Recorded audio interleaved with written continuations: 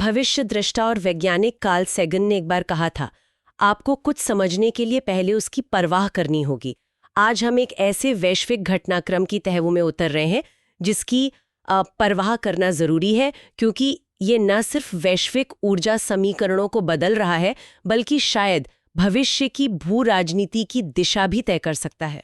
हम बात कर रहे हैं चीन की विशाल तेल भंडारण रणनीति की। नमस्कार। और ये जो हम आज गहन चर्चा कर रहे हैं, ये इंडियन एक्सप्रेस में एक काफी विस्तृत लेख छपा था, उसी पर आधारित है। ये लेख इस कह सकते हैं बहुआयामी मुद्दे के कई पहलुओं को सामने लाता है कि चीन ऐसा क्यों कर रहा है, कैसे कर रहा है और हाँ, इसके मायने क्या हैं। बिल्कुल।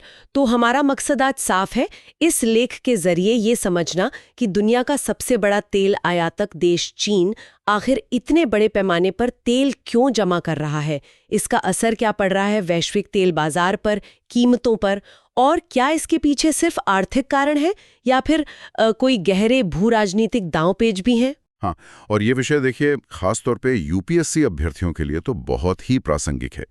मेंस परीक्षा में जैसे अंतर्राष्ट्रीय संबंध हैं, भारतीय अर्थव्यवस्था और ऊर्जा सुरक्षा, इन सब खंडों में इससे जुड़े सवाल बन सकते हैं, विश्लेषण वाले सवाल। और प्रीलिम्स के लिए भी जरूरी हो सकता है। हाँ बिल्कुल, प्रीलिम्स में भी तथ्यात्मक सवाल आ सकते हैं। और वैसे भी आम जानकारी के लिए भी यह जानना बड़ा दिलचस्प है कि दुनिया में चल क्या रहा है, जिसका असर कहीं ना कहीं हम सब पे पड़ता है। सही कहा। तो चलिए शुरू करते हैं ये पड़ताल। सबसे पहले ये समझते हैं कि ये भंडारण कितना बड़ा है, मतलब किस स्केल पर हो रहा है ये सब। आंकड़े क्या कहते हैं? आंकड़े सच कहूं तो काफी चौंकाने वाले हैं। अच्छा। हाँ, लेख में जो अनुमान दिए गए हैं उनके हिसाब से सिर्फ 2025 के पहले 9 महीनों को ही ले लीजिए तो चीन ने लगभग 160 मिलियन यानी करीब 16 करोड़ बैरल कच्चा तेल अपने भंडारों में जमा कर लिया। 16 करोड़ बैरल सिर्फ 9 महीने में? ये तो बहुत बड़ी मात्रा है। जी हाँ, और इसकी कीमत का अंदाजा लगाइए, $10 बिलियन से भी ज्यादा बैठती है। $10 बिलियन का तेल, और ये सिर्फ चीन की सरकार कर रही है या इसमें निजी कंपनियां भी शामिल हैं? नहीं, इसमें दोनों ही शामिल हैं। चीन की जो सरकारी रिफाइनरियां हैं वो तो हैं ही, साथ में जो निजी या स्वतंत्र रिफाइनरियां हैं ना, जिन्हें टी पॉट्स भी कहते हैं कई बार, वो भी इस खरीदारी में लगी हुई हैं। अच्छा, प्राइवेट प्लेयर्स भी। तो ये दिखाता है कि ये कोई बिखरा हुआ प्रयास नहीं है, बल्कि शायद एक सोची समझी राष्ट्रीय व्यापी रणनीति हो सकती है। हाँ बिल्कुल, ऐसा ही लगता है।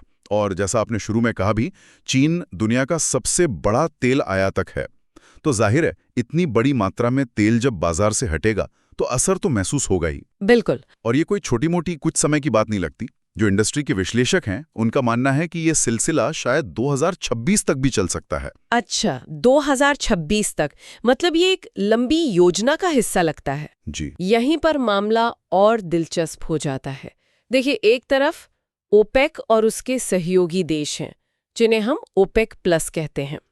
वो तो उत्पादन बढ़ा रहे थे ताकि बाजार में सप्लाई बढ़े। तो सामान्य तर्क तो ये कहता है कि भाई सप्लाई बढ़ेगी तो कीमतें गिरनी चाहिए थी। बिल्कुल, तर्क तो यही कहता है। लेकिन अगर चीन इतनी भारी खरीदारी कर रहा है तो कीमतों का क्या हुआ, गिरी या नहीं? यही तो इस पूरी रणनीति का एक बड़ा प्रभाव है। चीन की जबरदस्त खरीदारी ने, आप कह सकती हैं, वैश्विक तेल कीमतों को गिरने से रोक दिया, या यूं कहें कि उन्हें एक लेवल से नीचे नहीं जाने दिया। जैसा आपने कहा, ओपेक प्लस ने पहले जो उत्पादन में कटौती की थी उसे धीरे धीरे वापस लेना शुरू किया था। हाँ, जिससे बाजार में अतिरिक्त तेल आ रहा था। लेकिन चीन ने वो सारा अतिरिक्त तेल सोख लिया, एक स्पंज की तरह। बिल्कुल सही शब्द इस्तेमाल किया आपने, स्पंज की तरह। बाजार में जो भी एक्स्ट्रा सप्लाई आ रही थी, चीन उसे एक तरह से सोखता गया। लेख साफ इशारा करता है कि अगर चीन ने ये जबरदस्त स्टॉक पाइलिंग ना की होती तो अंतर्राष्ट्रीय तेल कीमतें पक्का, मतलब निश्चित रूप से काफी नीचे आ गई होती। इसने कीमतों के लिए एक फ्लोर सा बना दिया। अच्छा, तो चीन की खरीदारी ने कीमतों को एक तरह से सहारा दे दिया, गिरने से बचा लिया। ये वाकई दिलचस्प है। अब सबसे बड़ा सवाल ये उठता है कि भाई चीन ऐसा कर क्यों रहा है? क्या ये सिर्फ अपनी ऊर्जा सुरक्षा की चिंता है या कुछ और भी चल रहा है? ऊर्जा सुरक्षा तो निश्चित रूप से एक बहुत बड़ा कारण है। लेख के अनुसार चीन इसे अपनी एनर्जी सिक्योरिटी को पुख्ता करने के एक बड़े प्रयास के तौर पर देख रहा है। देखिए, दुनिया की दूसरी सबसे बड़ी अर्थव्यवस्था है चीन। हाँ, तो उसके लिए ऊर्जा आपूर्ति की स्थिरता, उसकी निरंतरता, ये सबसे जरूरी है।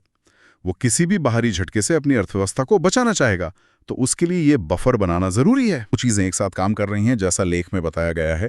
पहला तो है तेल की कीमतें। हाँ। इस साल खासकर अप्रैल के बाद अगर देखें तो कच्चे तेल की कीमतें ज्यादातर $70 प्रति बैरल के नीचे ही रहीं। हाँ, ये बहुत ज्यादा तो नहीं है। बिल्कुल, ऐतिहासिक रूप से देखें तो ये बहुत ऊंची कीमत नहीं है। तो ऐसे में कम कीमतों पर भविष्य के लिए स्टॉक जमा करना ये एक समझदारी भरा आर्थिक कदम लगता है। ठीक है, ये तो हुई कीमत की बात। और दूसरा कारण? दूसरा बड़ा कारण है भंडारण क्षमता। चीन के पास सिर्फ तेल खरीदने के लिए पैसा ही नहीं है, बल्कि उसे रखने के लिए बहुत बड़ी स्टोरेज कैपेसिटी भी है, और वो इसे लगातार बढ़ा भी रहा है। अच्छा, कितनी क्षमता है अभी? अनुमान ये है कि चीन की जो मौजूदा भंडारण क्षमता है, उसका 40% से ज्यादा हिस्सा अभी भी खाली है। 40% से ज्यादा खाली? ये तो बहुत है। कुल क्षमता कितनी बड़ी है वैसे? लेख में रिस्टेड एनर्जी जैसी फर्म्स का हवाला दिया है। उनके मुताबिक 2015 में चीन की कुल कच्चा तेल भंडारण क्षमता करीब 1.4 बिलियन बैरल थी, यानी 140 करोड़ बैरल। हाँ, और ये 2024 के अंत तक बढ़कर हो गई 2.03 बिलियन बैरल। 203 करोड़ बैरल, 2 अरब से ज्यादा। ये तो कल्पना करना भी मुश्किल है। जी, और ये यही नहीं रुक रहा। रिस्टेड एनर्जी का ही अनुमान है कि 2025 के अंत तक इसमें करीब 12.4 करोड़ बैरल की क्षमता और जुड़ जाएगी। और भी जुड़ेगी। हाँ, और भविष्य में ये और बढ़ेगी। तो साफ है, उनके पास तेल रखने की जगह भी है और बाजार में तेल सस्ता मिल रहा है अपेक्षाकृत। तो इसे हम कह सकते हैं अवसरवादी खरीदारी, अपॉर्चुनिस्टिक बाइंग, कम दाम का फायदा उठाना। हाँ, बिल्कुल, ये शब्द बिल्कुल सही बैठता है। जब तक कीमतें उनके लिए फायदेमंद बनी रहेंगी, चीन शायद खरीदारी जारी रखेगा। कुछ एक्सपर्ट्स तो ये भी मानते हैं कि अगर कीमतें और गिरती हैं तो चीन अपनी खरीदारी की रफ्तार और तेज कर सकता है। ये पूरी तरह से मौके का फायदा उठाने जैसा है। क्या इस खरीदारी को कोई सरकारी नीति, कोई पॉलिसी सपोर्ट भी है? हाँ, ये भी एक अहम बात है। लेख में जिक्र है कि इसी साल जनवरी में एक कानून भी पास किया गया था। इसके तहत सरकारी और निजी दोनों तरह की रिफाइनरियों के लिए ये जरूरी कर दिया गया कि वो सरकार की निगरानी में सामाजिक जिम्मेदारी भंडार बनाएं, सोशल रिस्पॉन्सिबिलिटी रिजर्व्स। अच्छा, कानून बना दिया इसके लिए? जी, ये दिखाता है कि ये सिर्फ बाजार की ताकतों का नतीजा नहीं है, बल्कि एक सोची समझी ऊपर से तय की गई रणनीति का हिस्सा है। मतलब सरकार निजी क्षेत्र को भी राष्ट्रीय ऊर्जा सुरक्षा के इस लक्ष्य में भागीदार बना रही है। और उनका अंतिम लक्ष्य कितना बड़ा हो सकता है भंडार का? रॉयटर्स की एक रिपोर्ट का भी जिक्र है लेख में। हाँ, रॉयटर्स की वो रिपोर्ट कहती है कि बीजिंग का लक्ष्य अपने रणनीतिक और वाणिज्यिक दोनों तरह के भंडारों को इतना बढ़ाना है कि वो चीन के कुल 6 महीने के तेल आयात के बराबर हो जाए। 6 महीने का आयात? हाँ, और चीन जिस हिसाब से आयात करता है, उस लिहाज से ये मात्रा लगभग 2 बिलियन यानी 200 करोड़ बैरल तक पहुंच सकती है। ये दुनिया के सबसे बड़े रणनीतिक भंडारों में से एक होगा। समझ गई। तो ऊर्जा सुरक्षा और बाजार के अवसर, ये तो हुए मुख्य आर्थिक और रणनीतिक कारण। लेकिन क्या बात यहीं खत्म हो जाती है? लेख एक और दिलचस्प पहलू की तरफ इशारा करता है, बाजार प्रबंधन और लचीलापन, मार्केट मैनेजमेंट एंड फ्लेक्सिबिलिटी। इसका क्या मतलब हुआ? इसका मतलब ये है कि इतना बड़ा भंडार चीन को सिर्फ किसी इमरजेंसी से निपटने में ही मदद नहीं करेगा, बल्कि ये उसे अपने तेल आयात को ज्यादा बेहतर तरीके से मैनेज करने की ताकत भी देगा। ये उसे वैश्विक बाजार के उतार चढ़ाव के सामने ज्यादा लचीलापन, ज्यादा फ्लेक्सिबिलिटी देगा। वो कैसे काम करेगा ये? आप सोचिए, अगर मान लीजिए अंतर्राष्ट्रीय बाजार में कीमतें बहुत ज्यादा बढ़ जाती हैं, तो चीन अपने आयात को कम कर सकता है और अपनी जरूरतें पूरी करने के लिए अपने विशाल भंडारों से तेल निकाल सकता है। अच्छा है ये उसे बाजार में एक बड़ा खिलाड़ी बनाता है, जिसे ज्यादा मोल भाव करने की गुंजाइश मिलती है, एल्बो रूम मिलता है। तो ये हुई बाजार और कीमतों को साधने की बात। लेकिन क्या इस भंडारण के पीछे और भी गहरे भू राजनीतिक कारण छिपे हुए हैं, जैसा लेख ईरान, वेनेजुएला और रूस के संदर्भ में इशारा करता है? बिल्कुल, और ये शायद इस पूरी कहानी का सबसे अहम और जटिल हिस्सा है। लेख से बताता है कि चीन अपने तेल आयात का लगभग 5वां हिस्सा यानी करीब 20% ऐसे देशों से लेता है जो या तो पश्चिमी प्रतिबंधों के दायरे में हैं, जैसे ईरान और वेनेजुएला, या फिर रूस, जिस पर पश्चिमी देशों ने तेल की कीमत पर एक सीमा लगाई हुई है, प्राइस कैप। हालांकि वो कितना प्रभावी है ये अलग बहस है। लेकिन चीन इन प्रतिबंधों या प्राइस कैप के बावजूद इन देशों से तेल खरीद पा रहा है, ये कैसे? हाँ, चीन काफी हद तक इन रुकावटों को पार करते हुए खासकर ईरान और रूस से तेल का एक ठीक-ठाक प्रवाह बनाए रखने में कामयाब रहा है। अक्सर ऐसा होता है कि उसे इन देशों से रियायती दरों पर तेल मिल जाता है, क्योंकि इन देशों के पास खरीदार बहुत सीमित होते हैं। तो अगर तेल मिल ही रहा है तो फिर इतना बड़ा भंडार बनाने की जरूरत क्यों पड़ रही है, खासकर इन स्रोतों से तेल लेकर? क्योंकि भविष्य अनिश्चित है। लेख इस बात पर जोर देता है कि अमेरिका का जो पिछला प्रशासन था, डोनाल्ड ट्रंप का, उन्होंने इन देशों पर और सख्त प्रतिबंध लगाने के संकेत दिए थे, और भविष्य में भी ऐसा होने का खतरा बना रहता है। अगर पश्चिमी देश प्रतिबंध और कड़े करते हैं तो चीन की जो स्वतंत्र रिफाइनरियां हैं, उनके लिए इन स्रोतों से तेल खरीदना मुश्किल हो सकता है या सप्लाई बाधित हो सकती है। अच्छा, तो ये भविष्य में सप्लाई रुकने या और कड़े प्रतिबंध लगने के डर से एक तरह की बीमा पॉलिसी है, इंश्योरेंस पॉलिसी। हाँ, बिल्कुल। इसे आप एक रणनीतिक हेजिंग कह सकते हैं, बचाव का तरीका। रिस्टैड एनर्जी का जो विश्लेषण लेख में दिया है, वो इसी ओर इशारा करता है। उनका कहना है कि पश्चिम से और कड़े प्रतिबंधों की आशंका में चीन की स्वतंत्र रिफाइनरियां, जो वैसे भी ज्यादा जोखिम उठाने के लिए जानी जाती हैं, और सप्लाई चेन के बाकी लोगों ने भी इस मौके का फायदा उठाया कि भाई जितना हो सके तेल आयात करो और उसे भंडार में जमा कर लो। ये बुरे वक्त की तैयारी है। यानी मूल रूप से ये जो सस्ता रियायती तेल मिल रहा है, ये एक रणनीतिक बफर बनाने में मदद कर रहा है, जो भविष्य में पश्चिमी दबाव या सप्लाई में रुकावट आने पर काम आ सकता है। ये दिखाता है कि चीन ऊर्जा सुरक्षा को शायद कूटनीतिक दोस्ती दुश्मनी से भी ऊपर रख रहा है। बिल्कुल सही कहा आपने। ये एक सोचा समझा जोखिम लेना है, और बात सिर्फ इन प्रतिबंधित देशों से तेल सप्लाई तक ही सीमित नहीं है। अमेरिका और चीन के बीच जो लंबे समय से व्यापारिक तनाव चल रहा है ना, ट्रेड टेंशन्स, वो भी इस समीकरण का एक अहम हिस्सा है। व्यापार तनाव, उसका तेल भंडारण से क्या लेना देना? लेना देना पेट्रोकेमिकल से जुड़ता है। देखिए, चीन प्लास्टिक, रेजिन और दूसरे रसायन बनाने के लिए जो जरूरी फीड स्टॉक होते हैं, जैसे ईथेन और प्रोपेन, उनके लिए आयात पर बहुत ज्यादा निर्भर है। हाँ, पहले वो इसका काफी बड़ा हिस्सा अमेरिका से आयात करता था, लेकिन व्यापार युद्ध के कारण ये सप्लाई बाधित हुई है। तो विशाल तेल भंडार इसमें कैसे मदद करते हैं? अगर चीन के पास कच्चे तेल का बड़ा भंडार है, तो वो इन पेट्रोकेमिकल फीडस्टॉक्स का उत्पादन अपनी घरेलू रिफाइनरियों में ज्यादा मात्रा में कर सकता है, क्योंकि कच्चा तेल ही तो इनका मूल स्रोत है। अच्छा, ऐसा करके चीन पेट्रोकेमिकल सेक्टर में अमेरिका या दूसरे देशों पर अपनी आयात निर्भरता कम कर सकता है, और व्यापार तनावों के असर को कुछ हद तक कम कर सकता है। ये उसे इस जरूरी औद्योगिक क्षेत्र में ज्यादा आत्मनिर्भर बनाता है। ये तो वाकई इस रणनीति की कई परतें हैं। आर्थिक मौका, ऊर्जा सुरक्षा, बाजार प्रबंधन, प्रतिबंधों से बचाव और अब व्यापार तनावों का मुकाबला भी। लेख में एक और बहुत संवेदनशील मुद्दे का जिक्र है, ताइवान पर संभावित हमले की अटकलें। क्या तेल भंडारण को इससे भी जोड़ा जा रहा है? हाँ, लेख इस बात का उल्लेख करता है कि चीन जिस बड़े पैमाने पर तेल जमा कर रहा है, उससे कुछ विश्लेषकों के बीच ये अटकलें भी लग रही हैं कि क्या ये ताइवान के खिलाफ किसी भविष्य की सैन्य कार्रवाई की तैयारी का हिस्सा हो सकता है। इसके पीछे क्या तर्क दिया जा रहा है? क्यों सोच रहे हैं ऐसा? तर्क ये है कि अगर चीन ताइवान पर हमला करता है, तो अमेरिका और उसके सहयोगी उस पर कठोर आर्थिक प्रतिबंध लगाएंगे, जैसे रूस पर लगे यूक्रेन हमले के बाद। हाँ, बिल्कुल। इसके अलावा ताइवान जलमरुमध्य, जो ताइवान स्ट्रेट है, वो चीन के लिए एक बहुत जरूरी समुद्री रास्ता है, ऊर्जा आयात का एक चोक पॉइंट है। उसकी नाकाबंदी भी की जा सकती है। ऐसी स्थिति में तेल का एक विशाल भंडार चीन को कुछ महीनों या हफ्तों तक टिके रहने में मदद कर सकता है, जब तक कि वो स्थिति से निपट न ले। लेकिन लेख इसे सिर्फ अटकलबाजी ही बता रहा है ना, स्पेक्यूलेशन? हाँ, ये साफ करना बहुत जरूरी है। लेख इसे सिर्फ अटकलों के तौर पे ही पेश करता है। इसका कोई ठोस सबूत नहीं दिया गया है, इसलिए हमें इसे इसी संदर्भ में देखना चाहिए और सीधे किसी नतीजे पर पहुंचने से बचना चाहिए। ये सिर्फ एक संभावित परिदृश्य है जिस पर कुछ लोग सोच रहे हैं। ठीक है, ये स्पष्ट करना जरूरी था। तो अब भविष्य की ओर देखते हैं। क्या लगता है, ये स्टॉकपाइलिंग जारी रहेगी? लेख में जो उद्योग पर्यवेक्षक हैं, उनके हवाले से यही कहा गया है कि जब तक चीन के भंडारण के पीछे के मूल कारण बने रहते हैं, यानी ऊर्जा सुरक्षा की जरूरत, अपेक्षाकृत कम कीमतें और भू राजनीतिक अनिश्चितताएं, तब तक बीजिंग शायद ही रुकेगा। रणनीति के पीछे की वजह अभी भी मौजूद है। लेकिन आपने कहा था कि हाल में थोड़ी सुस्ती आई है।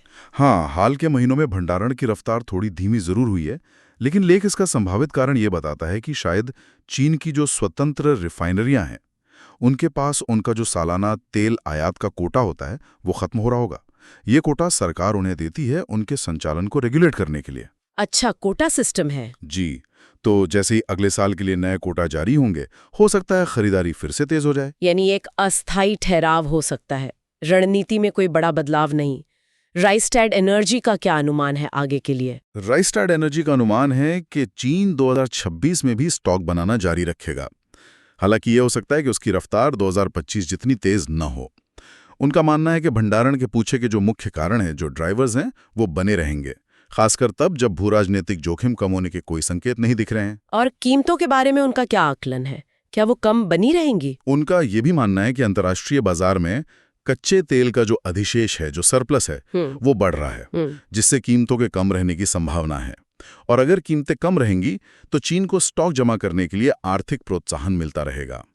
यानी जब तक तेल सस्ता मिलेगा, चीन उसे खरीद कर जमा करने का अवसर शायद नहीं गंवाएगा। तो कुल मिलाकर ये एक बहुत ही बहुआयामी और दूरगामी रणनीति नजर आ रही है। अब इसे थोड़ा भारत के संदर्भ में या एक आम नागरिक और खासकर यूपीएससी अभ्यर्थी के नजरिए से देखते हैं। ये सब जानना क्यों महत्वपूर्ण है? इसके मायने क्या है हमारे लिए? देखिए, इसके कई स्तरों पर मायने हैं। पहला और सबसे सीधा असर तो वैश्विक ऊर्जा बाजार और तेल की कीमतों पर पड़ता है। जैसा हमने बात की, चीन की खरीदारी कीमतों को एक स्तर पर बनाए हुए है।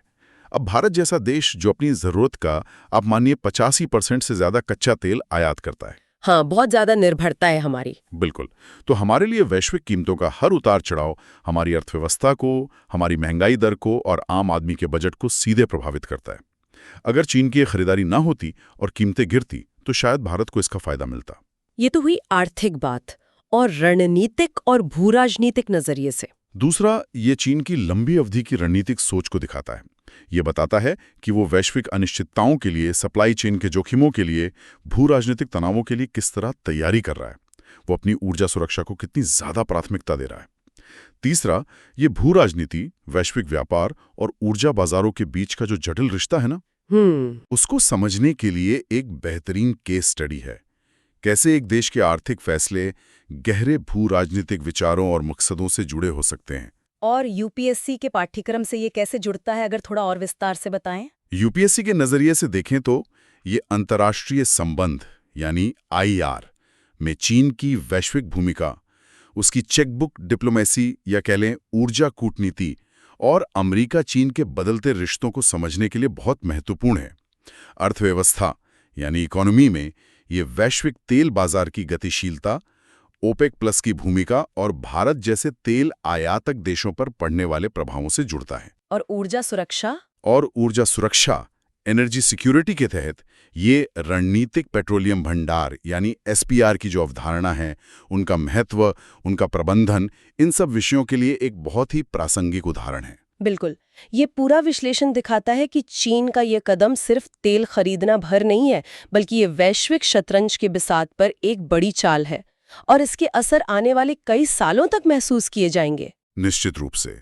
और ये देखना बहुत अहम होगा कि ये कहानी आगे कैसे बढ़ती है, खासकर जब दुनिया भर में भू-राजनीतिक तनाव और आर्थिक अनिश्चितता का माहौल बना हुआ है। एक बात और ध्यान रखनी चाहिए कि कमोडिटी बाजारों में, खासकर तेल बाजार में, जो धारणाएं होती हैं, जो सेंटिमेंट्स होते हैं, वो बहुत तेजी से बदलते हैं। हाँ, वो तो है। क्योंकि इसमें बहुत सारे फैक्टर्स, बहुत सारे चर एक साथ काम करते हैं। जैसे कोई उदाहरण? जैसे लेख में भी इशारा किया गया है, अगर मान लीजिए ओपेक प्लस तेल की गिरती कीमतों को देखकर अपनी रणनीति बदलता है और फिर से उत्पादन में कटौती करने का फैसला करता है, तो कीमतें दोबारा बढ़ सकती हैं। उस स्थिति में चीन की अवसरवादी खरीदारी की रणनीति भी बदल सकती है, या फिर अगर किसी खास इलाके में भू-राजनीतिक तनाव अचानक बढ़ जाता है तो भी बाजार की पूरी तस्वीर बदल सकती है। सही कहा। यानी ये एक लगातार बदलती हुई स्थिति है जिस पर नजर बनाए रखनी होगी। तो श्रोताओं के लिए एक अंतिम विचार छोड़ जाते हैं। चीन का ये जो विशाल तेल भंडार है, क्या ये भविष्य में वैश्विक तेल बाजार में स्थिरता लाने वाला एक कारक बनेगा जो सप्लाई के झटकों को झेल सके, या फिर ये चीन को अपनी शर्तें मनवाने और भू-राजनीतिक बढ़त हासिल करने का एक शक्तिशाली हथियार देगा? इस पर सोचने के लिए बहुत कुछ है। ये वाकई एक बड़ा सवाल है और इसका जवाब शायद भविष्य में ही मिलेगा, और इस बात पर निर्भर करेगा कि चीन इस भंडार का इस्तेमाल आखिर करता कैसे है। आज की इस गहरी और विस्तृत चर्चा के लिए आपका बहुत बहुत धन्यवाद। धन्यवाद। उम्मीद है हमारे श्रोताओं को चीन की तेल भंडारण रणनीति की ये बारीक पड़ताल उपयोगी लगी होगी। अगर आपको ये जानकारी पसंद आई तो कृपया लाइक करें, सब्सक्राइब करें, और अगर आपके कोई प्रश्न हैं या आप इस विषय पर अपने विचार साझा करना चाहते हैं तो नीचे टिप्पणी सेक्शन में जरूर लिखें। हम कोशिश करेंगे कि आपके सवालों के जवाब दे सकें। धन्यवाद।